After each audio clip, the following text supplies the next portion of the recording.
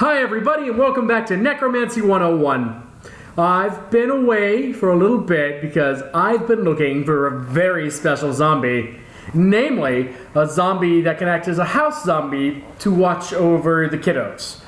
Well, they were the babies, but they're almost a year old now, so everybody in the house would like to be able to not have to be in the house watching babies all the time. So I'm going out trying to find a zombie to watch the kids. The babies, the small creatures that are running around, crawling around, being in my home, the house. You get what I mean. So, and since I can't just find a zombie on the street that could watch the kids, because that'd be like going outside and finding the first random person on the street saying, hey, you can be a babysitter, right?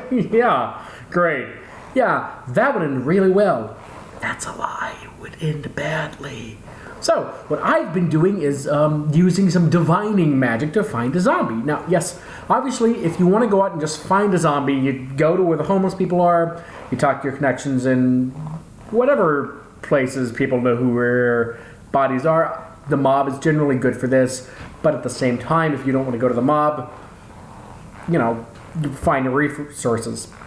Anyways, if you don't have those resources, you don't want to know where the homeless are, you don't have any connections, or you don't want to have any connections to the mob, then divining magic is your friend here.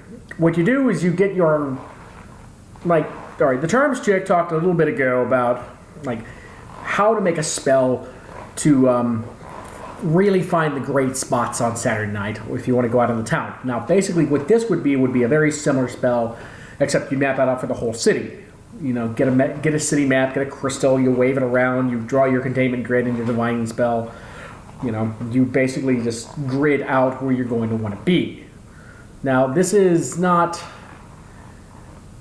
going to be the most accurate magic. I mean, the people who do divining magic, if they're trained for it, if you know how to do divining magic and you're trained for it, then you're probably not going to be a necromancer. But if you are a necromancer and you are trained in divining magic, that's great. If you're not trained in divining magic, super easy. Go to the guild hall, look up some divining magic, just basic spells, get a map, draw your containment grid, draw your summoning circles, draw your ritual circles, your containment grid, all your stuff.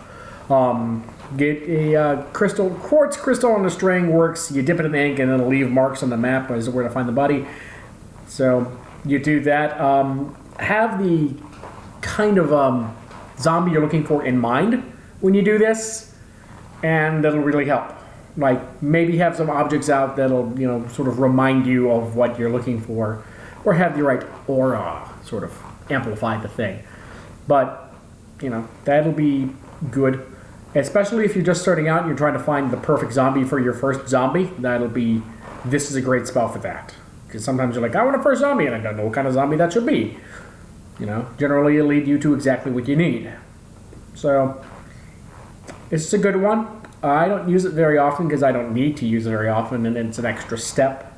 But, you know, this is something special, so I'm, you know, pulling out all the stops. This is not going to be for it's not for a sale or anything like that. So I am trying to find an ideal person for the job. So, within reason. I mean, you don't want to spend too much time on this or it'll eat up all your time. Anyway, that's it for now. Looking forward to hearing back from you guys about how that works out for you. Like and subscribe. A big shout out to Devin Kurtz, our Patreon, and all of our other Patreons that we have.